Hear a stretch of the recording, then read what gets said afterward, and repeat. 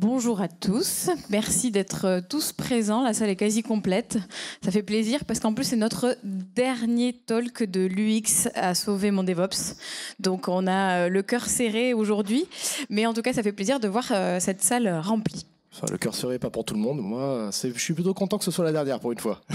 C'est par rapport à moi ? Oui. Ah d'accord. Vous voyez, c'est l'amour fou.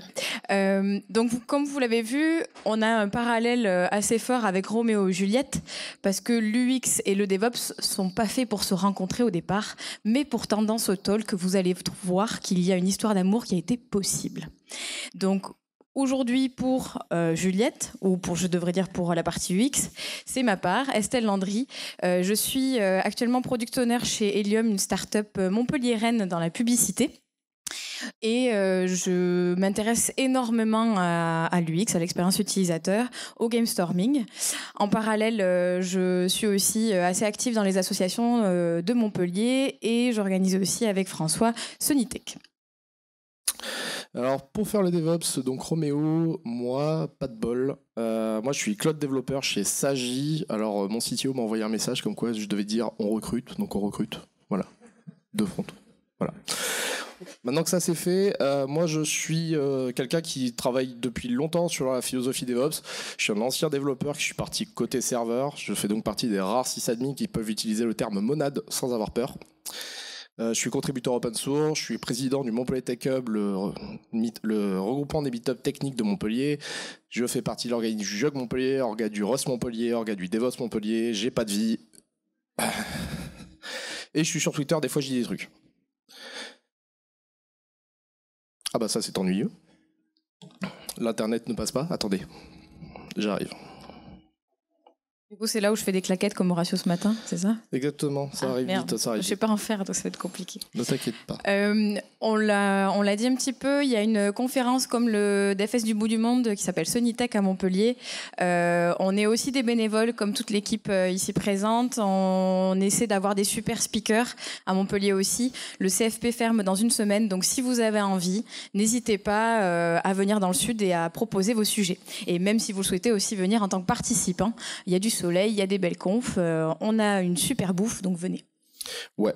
Bon bah en gros c'était juste le slide sur Sonitech, on s'en fout, c'était de la promo. Donc ce qu'on va faire, c'est qu'on va d'abord rappeler les concepts. Donc on est là pour vous parler de UX et de DevOps, donc des trucs on vous dit que c'est pas possible que ça parle ensemble. Donc on va d'abord faire un petit rappel dans le cadre de Stalk, qu'est-ce que c'est le DevOps ?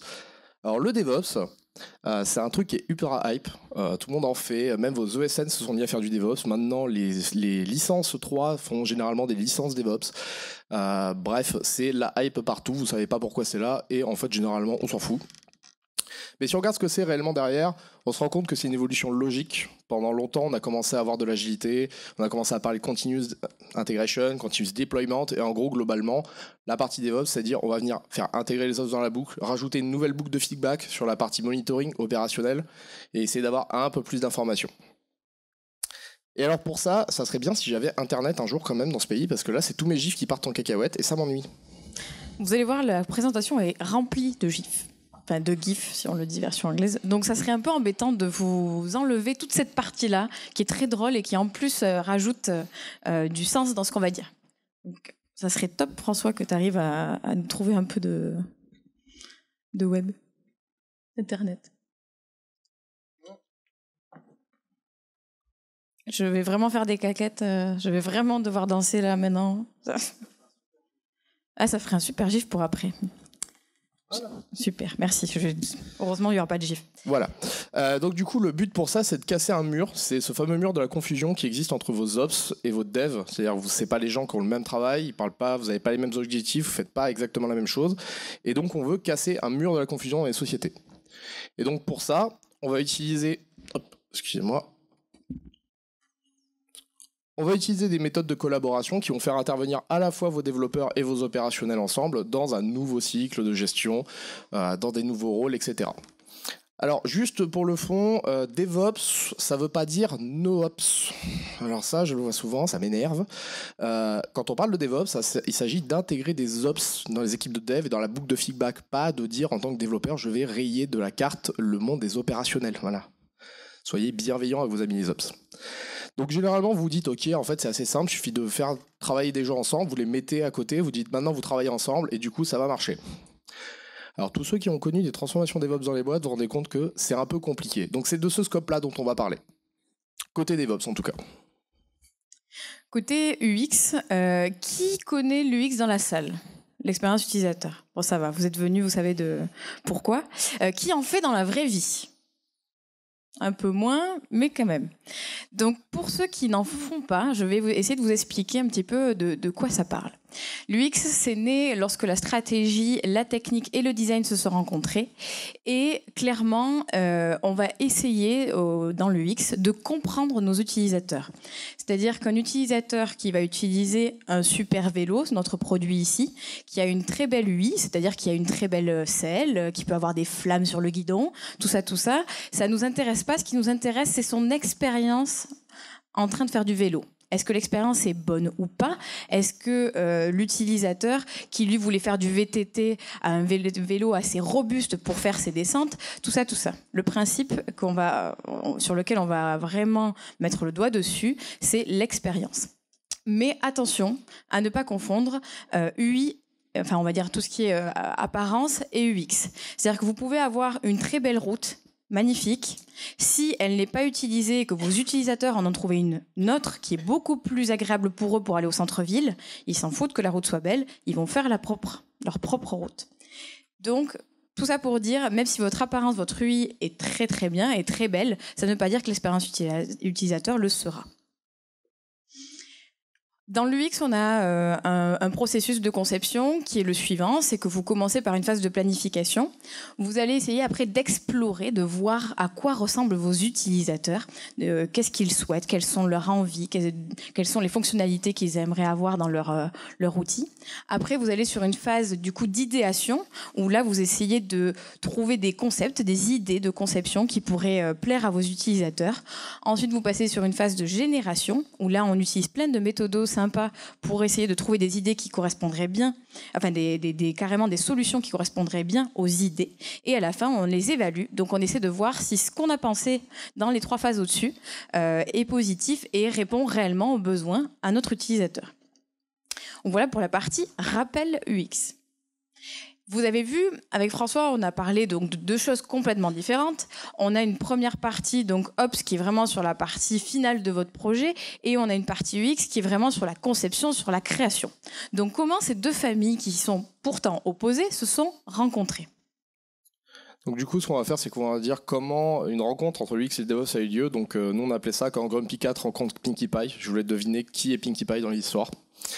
Donc nous, en fait...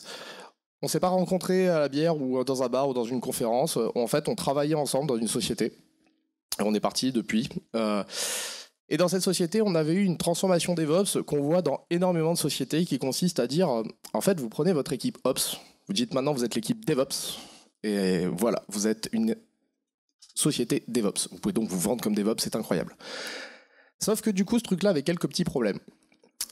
Notamment quand moi je suis arrivé dans cette fameuse équipe DevOps en tant que spécialiste développement et que je suis allé voir mes devs en disant les mecs, vous vous rendez compte que la conf c'est un peu dégueulasse ce qu'on est en train de faire, le standard dans le marché c'est plutôt ça, côté déploiement ça aiderait tout le monde, est-ce qu'on pourrait pas changer le mode de déploiement de la conf? Alors là vos devs, votre regard il fait alors ça m'emmerde déjà premièrement, et ensuite j'ai pas envie.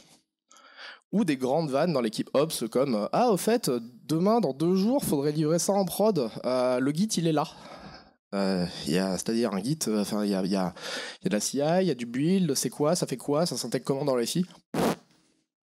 Ok, génial. Bref, en gros, on a toujours 2 super équipes. Voilà. On a nos Ops, nos devs, ils se parlent pas, on a 2 camps, même si on est DevOps. Alors le problème de ce genre de choses, c'est que en fait vous avez agilisé votre équipe opérationnelle, et du coup en fait en essayant d'agiliser votre équipe opérationnelle, vous la mettez généralement sous l'eau, elle commence à péter un câble, et elle se sent seule. Mais vraiment seule. Elle a l'impression de suivre la route, avec les développeurs qui vont très vite, et vous qui essayez de courir après, parce qu'en plus généralement votre équipe elle est sous-taillée. C'est-à-dire que généralement vous avez 15 devs, 17 devs, nous dans notre cas c'était une vingtaine de devs, et on était 3 opérationnels, dont un ancien développeur. Ça vous donne l'idée des gens qui courent. Et en fait, au bout d'un moment, quand on a ça, en fait, côté management, on dit ils sont quand même vachement à la bourre, l'équipe Ops, hein, enfin l'équipe DevOps. Qu'est-ce qu'on fait dans ce genre de cas? On appelle quelqu'un qui va gérer le management de l'équipe et donc on appelle le PO de la boîte pour lui dire viens, va les aider, ils font n'importe quoi. Alors avant j'étais chef de projet, donc du coup quand je suis arrivée dans cette nouvelle structure et qu'on m'a dit ah Estelle on a un problème un peu de management, de gestion de temps, on sait pas trop ce qu'ils font là-bas, tu peux pas aller regarder un petit peu et nous dire et améliorer les choses quoi, parce que là il y a vraiment du retard. Donc je suis arrivée dans ce contexte-là, voir l'équipe Ops en disant coucou, je suis là. Et je vous avoue qu'au départ, je me suis dit ok, l'équipe Ops, c'est compliqué quoi. J'avais un certain stéréotype de l'Ops. Alors mauvais, parce que dès que je suis arrivée dans l'équipe, j'ai compris un peu plus les personnes, la philosophie, et du coup, je m'étais dit je vais les amener loin. Je vais les amener vers mon but ultime de faire un truc bien cadré, bien organisé, bien rangé. Voilà, j'avais vraiment ça en tête. Et je me suis vite rendu compte, en fait, le problème, il n'était pas que les ops étaient mal organisés, mais que la communication n'était pas là. Qu'en fait, dans cette équipe-là, elles étaient du coup complètement déjà en termes de positionnement très loin. Et en plus de ça, elle communiquait très peu avec le reste de l'équipe. Même avec le CTO, même avec la partie management, il y avait zéro lien. Donc, c'est à ce moment-là qu'on s'est dit avec François, allez, on va se lancer et on va mettre en place plusieurs actions. Vous allez le voir, au départ, on a mis en place des bonnes pratiques qui sont assez simples, mais qui se sont révélées assez utiles. Donc du coup, pour juste faire en sorte que notre management ait l'impression qu'on n'était pas sous l'eau et qu'on allait à peu près correctement, on a juste utiliser 2-3 trucs comme revérifier toutes les demandes, à savoir est-ce que toutes les demandes qui étaient faites à l'équipe Ops étaient vraiment alignées avec le produit, est-ce qu'il n'y avait pas des demandes qui étaient complètement connes, est-ce qu'on n'avait pas juste un backlog complètement immense, inutile pour rien. Donc on a pris notre CTO dans une salle, enfin Estelle a réussi à mettre notre CTO avec nous dans une salle et on a dit ok, en fait on va tout dépiler et on va dire qu'est-ce qui est vraiment important. Première chose à faire, truc de base. Deuxième autre chose, si on est DevOps, qui est Ops dans la salle? Personne. Alors si voilà. Donc toi tu connais le backlog de l'enfer, enfin les autres au fond. Chez les Ops, il y a un truc qui s'appelle le backlog de l'enfer. C'est que votre backlog côté opérationnel est généralement 4 fois plus gros que celui des développeurs parce que vous avez tous les pages de sécurité que vous notez, que vous devrez faire un jour, toutes les mises à jour de serveurs, tous les changements de machines, que des choses en fait qu'on n'a pas le temps de faire mais qu'on note parce qu'on sait qu'on devra le faire un jour ou un autre. Donc ce backlog il devient énorme et donc vu qu'on est dans une méthode de DevOps, donc être bienveillant entre les deux équipes et communiquer ensemble, on s'est dit peut-être qu'il y a une partie de ces tâches qu'on pourrait refiler aux développeurs.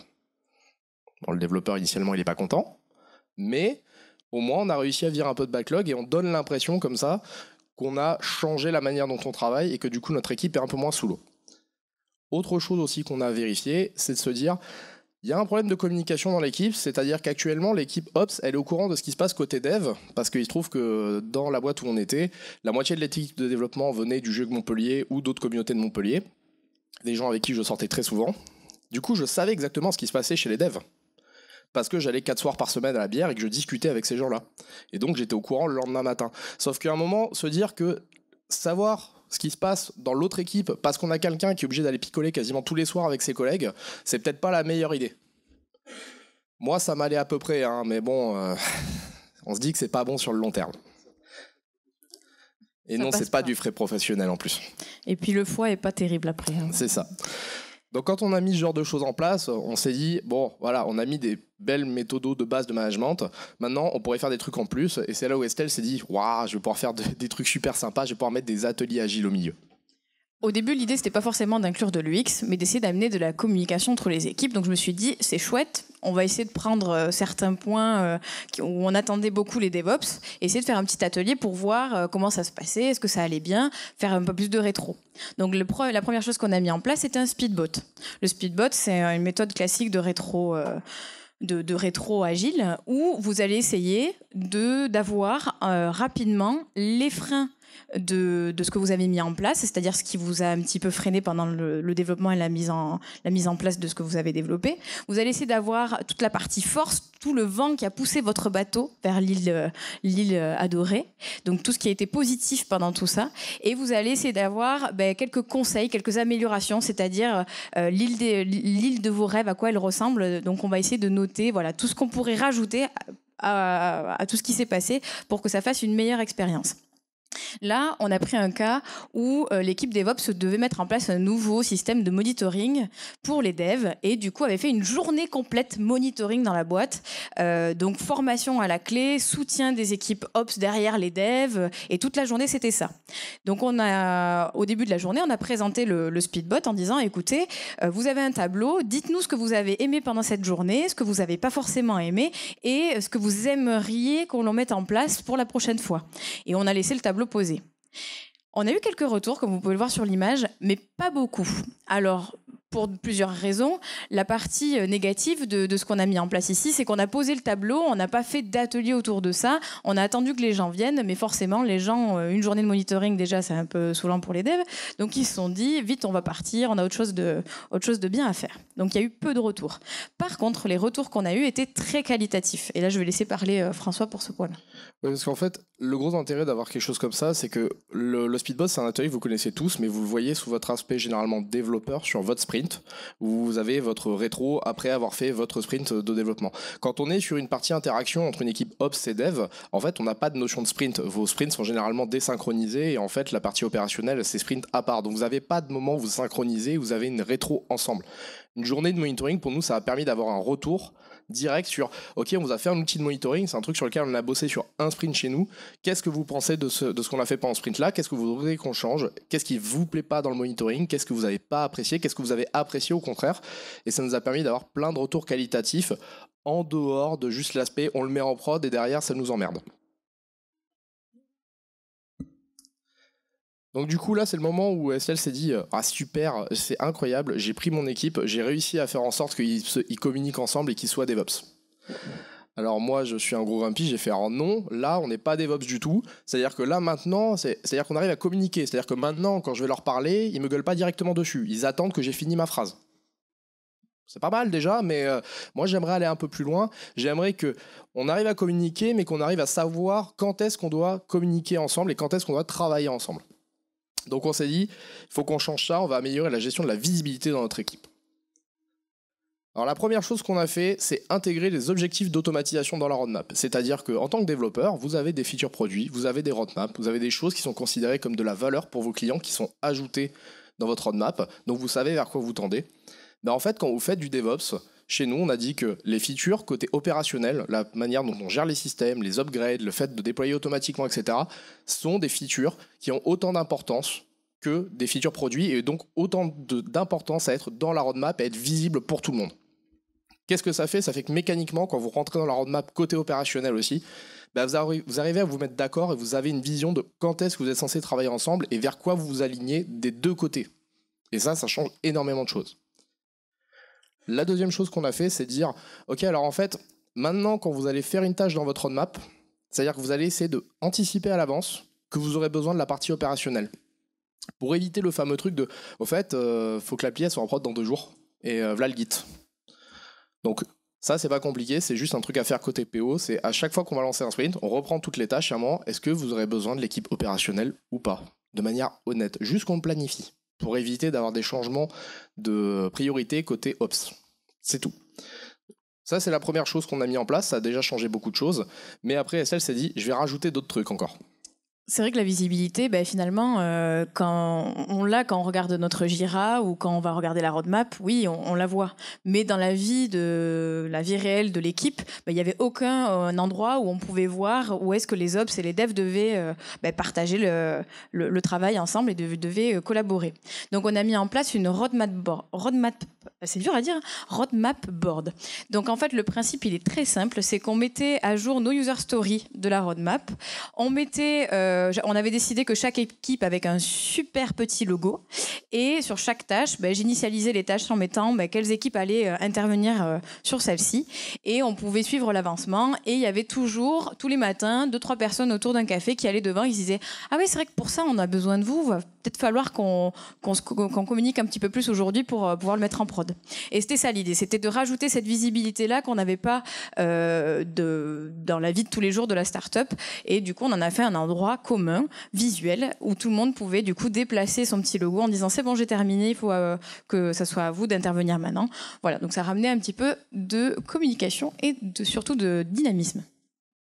Donc ça c'est bien, on a notre objectif de roadmap, on sait qu'on doit rajouter les objectifs d'automatisation dans la roadmap, sauf qu'après vu qu'on veut faire une philosophie DevOps efficiente, on veut avoir un intérêt, donc qu'est-ce qu'on met dans cette roadmap dans les objectifs d'optimisation, enfin d'automatisation, et c'est là que Estelle a eu l'idée de se dire on va faire un atelier qui est les 5 pourquoi pour comment gérer ça.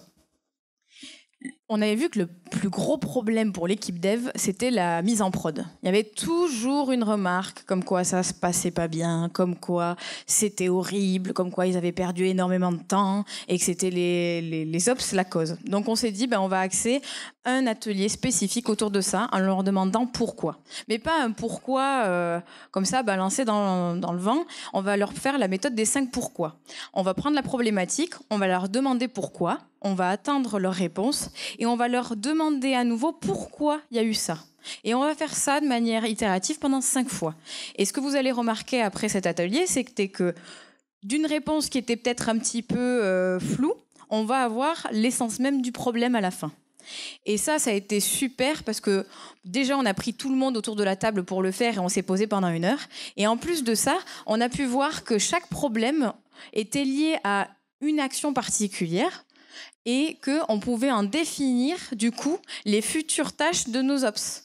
Si tu peux passer la slide d'après, on a pu définir qu'est-ce qui posait réellement problème dans tous les retours qu'on avait.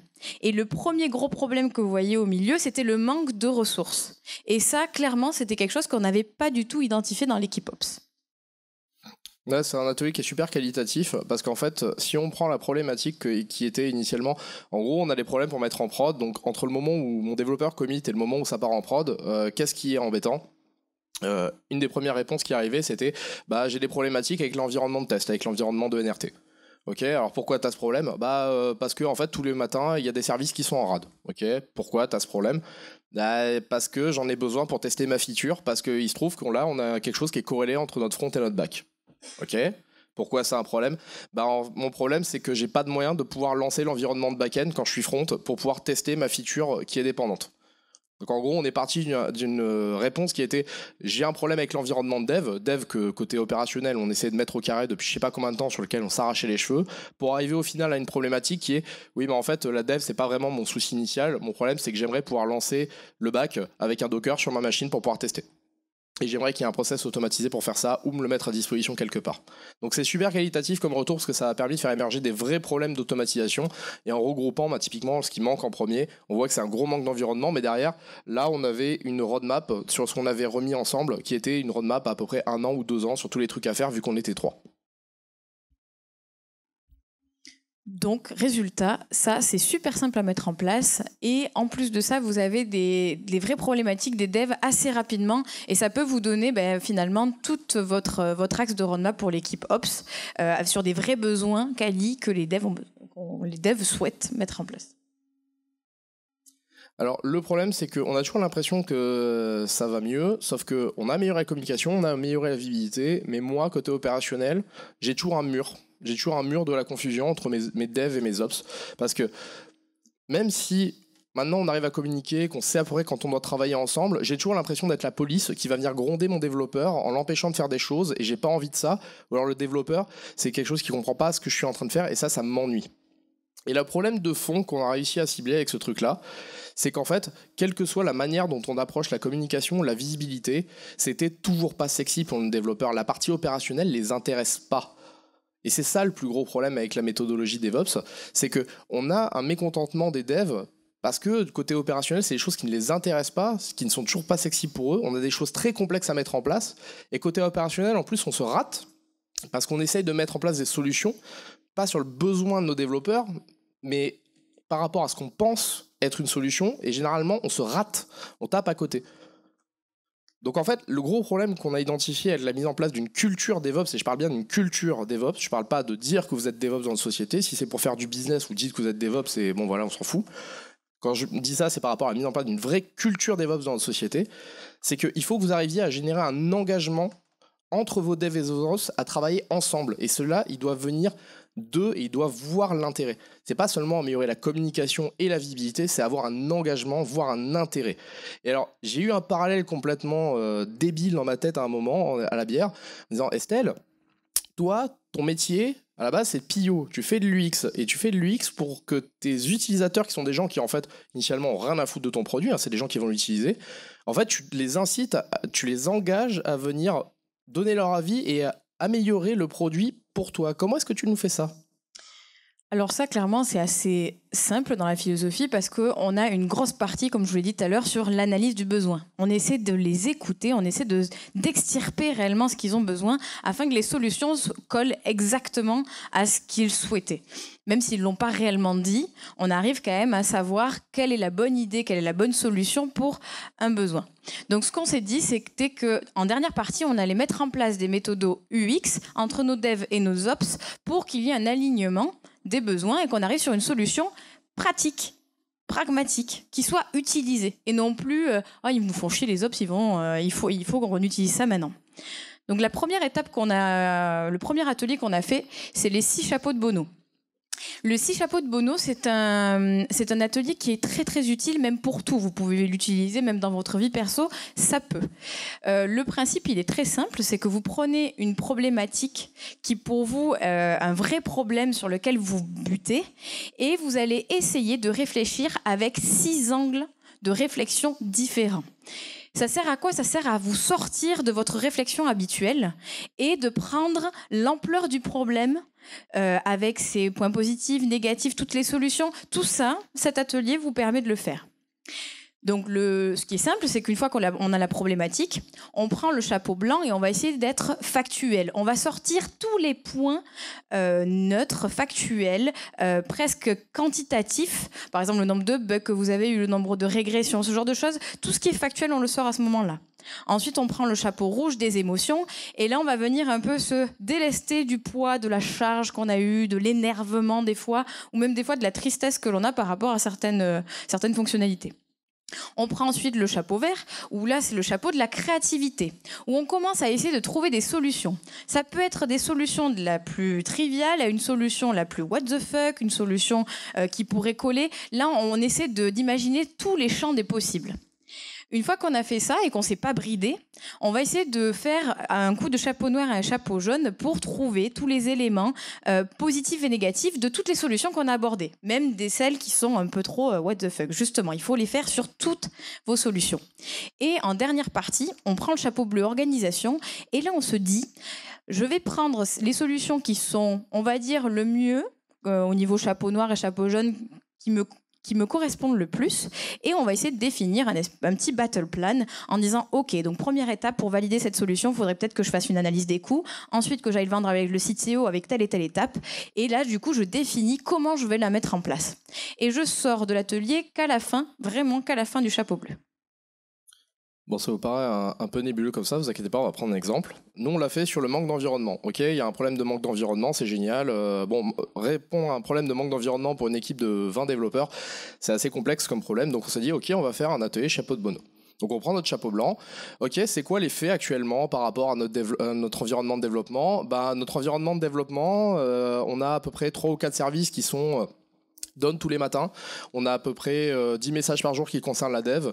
On doit s'y connecter à peu près 5 fois. Ça nous fait perdre à peu près 1 heure par membre de l'équipe DevOps par jour à maintenir. Quand on a des soucis, on a déjà fait des régressions d'une semaine, etc., etc.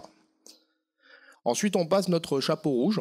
Alors là, bon, c'est le moment où il y a toute la frustration qui s'énerve. Oui, non, mais les devs, ils comprennent pas, c'est difficile. On peut pas gérer 2 prods en simultané. Enfin, voilà. Là, c'est le moment où on a tout laissé, on a tout lâché. Donc là... vous vous faites plaisir, vous lâchez bien. Nous, on s'est bien lâché. Après, on prend notre chapeau créativité. Et alors là, on peut aller sur des trucs complètement débiles. Moi, je suis juste arrivé en mode, c'est pas compliqué, on allait tester en prod, comme ça, il n'y a plus de problème. Voilà, on prend le truc, on balance en prod, ils arrêtent de nous emmerder, et voilà. Ça, nous, on va bien. Je vous laisse deviner que c'est pas la solution qui a été retenue. Mais vous avez moult solutions qui peuvent émerger de ce truc-là. Et celle qui a émergé le plus chez nous, c'était...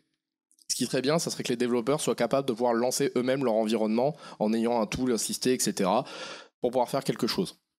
Donc là, une fois qu'on a pris toutes ces solutions, on a pris nos chapeaux rouges et nos chapeaux jaunes, donc en gros... Noir et jaune, excuse-moi. Il le sait toujours pas, c'est incroyable. Oui, au bout de 12 fois, c'est vrai. Et du coup, là, on a pris chacune des options qu'on avait mis, donc pas le fait d'aller tester en prod, Mais on a pris chacune des options qu'on avait imaginées et on a dit comment on pourrait le réaliser, qu'est-ce qui est l'avantage. Et on pourrait passer peut-être par un cloud public, passer par les services managés, peut-être qu'on refait ça en interne, est-ce qu'il faudrait recruter, etc., etc. On a fait un choix technique. Maintenant que je ne suis plus dans la boîte, je n'ai toujours pas le droit d'en parler, mais on a fait un choix technique. Et maintenant, une fois qu'on a eu ça, c'est pas compliqué. On savait où on voulait aller, on savait que c'était réalisable, on savait que nos développeurs étaient contents, on savait qu'on répondait à leurs besoins. Donc en fait, on a sorti le gros battle plan qu'on a pu aller avec notre CTO en disant voilà, on va avoir besoin de tant de temps, ça va nous coûter tant d'argent, c'est comme ça qu'on va le résoudre, on va avoir besoin de tant de jours de formation et voilà comment ça va s'aligner dans les roadmaps par rapport à celle du produit et c'est ça qu'on va réaliser. Donc ça, c'est ce qu'on a réalisé pour notre problématique du manque d'environnement avec cet atelier. Donc très rapidement, oui, je fais une blague souvent pour les 6 chapeaux de Bono, voilà. Donc je l'assume pas du tout cette blague, mais bon, vu que c'est la 12e fois qu'on fait la conf, je vais quand même l'assumer une deuxième fois. Il faut savoir que c'est la 12e fois que je lui dis qu'il faut pas qu'elle la fasse, et elle l'a fait quand même. En tout cas, rien à voir avec le chanteur, mais il y a un vrai monsieur qui s'appelle Monsieur Bono.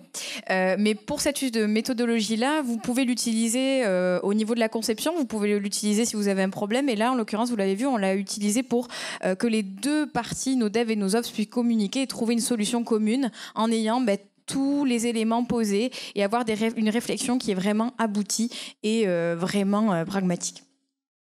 Bon alors, c'est un super atelier qui a permis, en fait, le plus important, ce que j'ai dit, ça vous paraît peut-être con à dire, mais en fait, quand on prend une problématique aussi compliquée que la gestion des environnements à la demande, qui va impliquer du déploiement, du building, du network, de la gestion d'infrastructures, etc., en fait, on part souvent dans des considérations techniques et l'atelier nous a permis de toujours remettre au cœur du besoin le besoin de nos développeurs. C'est-à-dire, on ne s'est jamais éloigné de la problématique de fond qui est « je réponds à quel besoin pour mon utilisateur qui est mon développeur ». Il a fallu quand même arbitrer en tant que facilitateur de l'atelier parce que forcément, qui dit dev et ops pour parler solutions techniques, des fois ça partait dans des espaces très lointains.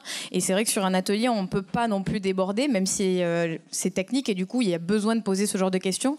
Donc il a fallu quand même recadrer à certains moments, quitte à faire une réunion après pour la faisabilité pour certaines choses. Mais sachez que c'est possible et que là, nous, on l'a fait en 1h30 l'atelier.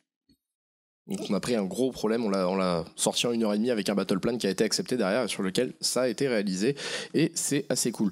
Et ça met vraiment une autre manière de penser et on a vraiment eu une approche différente dans le sens où on a vraiment eu un engagement qui s'est positionné aussi bien côté opérationnel que côté développeur parce qu'on répondait à un besoin. Et c'est ça qui était le plus important et c'est ça qu'on voulait faire émerger. Donc moi, à partir de là, quand j'ai vu cet atelier mis en place, je me suis dit ok, c'est génial, on va faire que ça, on va faire que ce genre d'atelier parce que là, j'ai un vrai engagement. C'est-à-dire qu'à la fin, je suis sorti de ma réunion où en fait, on a pris une grosse problématique et on est sorti avec des développeurs qui avaient envie de venir aider les autres parce que ça répondait à leurs besoins et ils avaient envie de venir aider.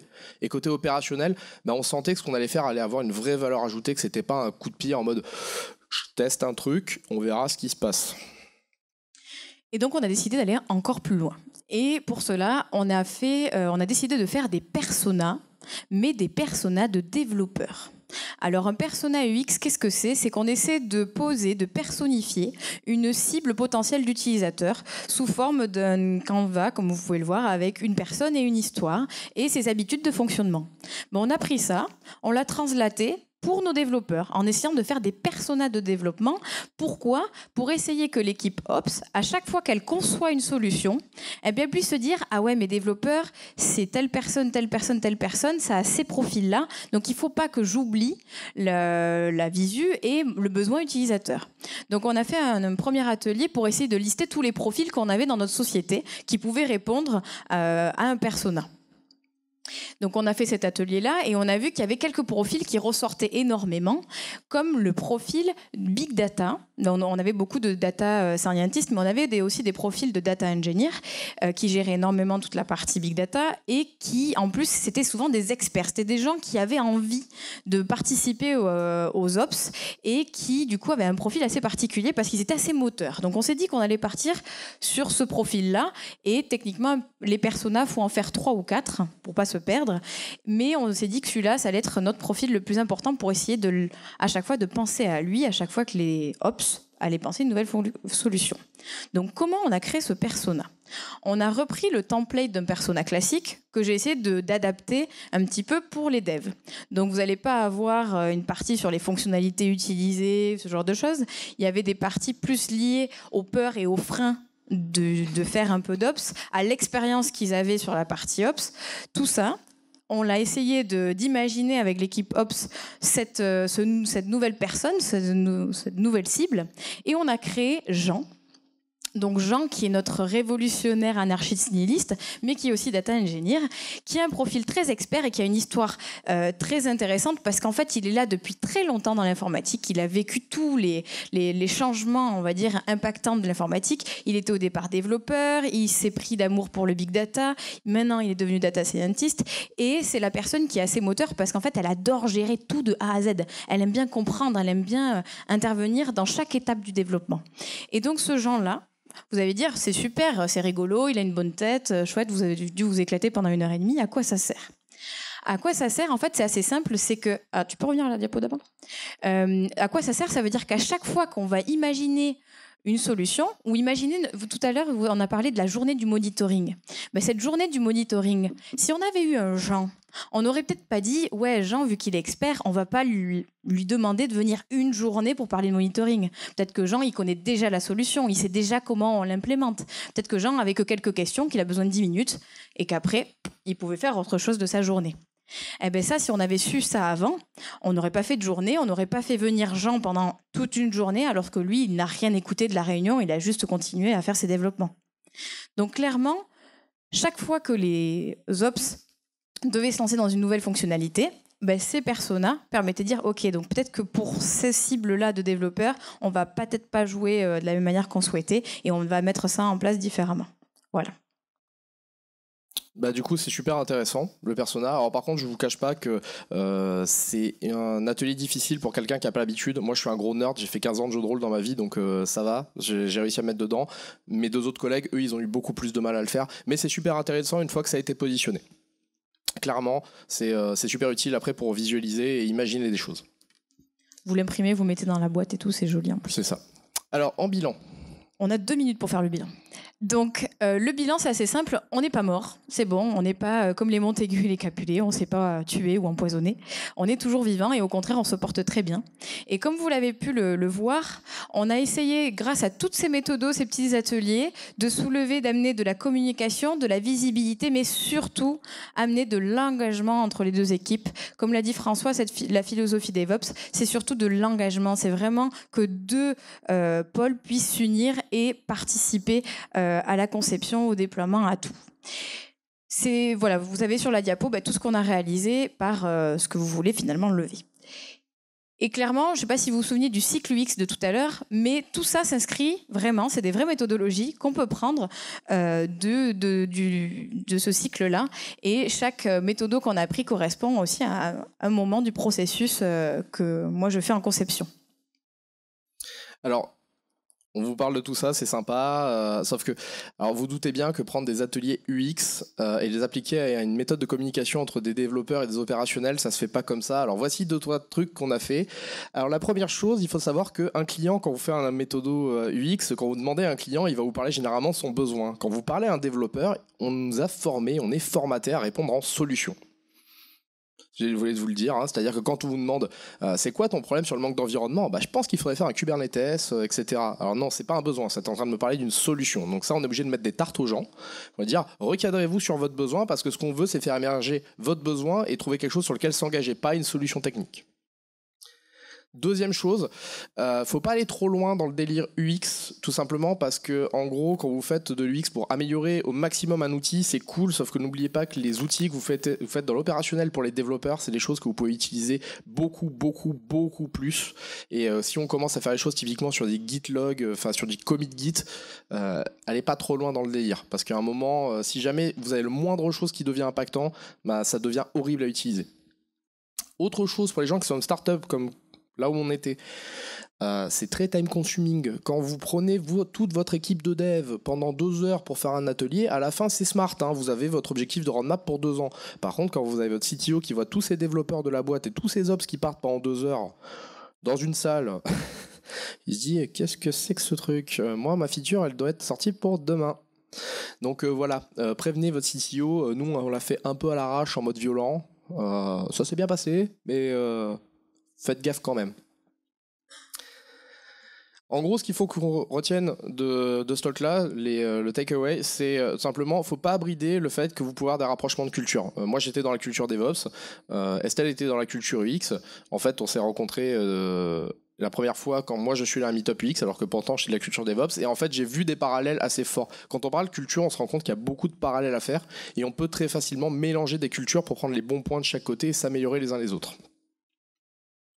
Faut pas se mettre de barrières, vous l'avez vu, on a utilisé des ateliers, mais on aurait pu en utiliser plein d'autres, il faut juste essayer.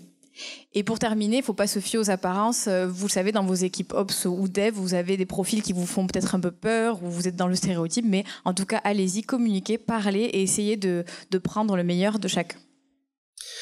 Merci à tous. Notre mot de la fin, c'est n'oubliez pas que chaque Roméo peut avoir une Juliette, dans le sens où même si ça vous a l'impression que tout est perdu, il suffit juste de trouver les bonnes personnes avec qui faire améliorer le truc et ça va marcher. On remercie le DevFest du bout du monde, on remercie les Queen Amman de nous avoir donné l'envie de venir et la bière bien évidemment qui nous a permis d'avoir ce talk existant, parce que si jamais on n'avait pas fait ça rebou à 1h du matin un soir à la bière, jamais ce talk n'aurait eu lieu. Et merci à vous.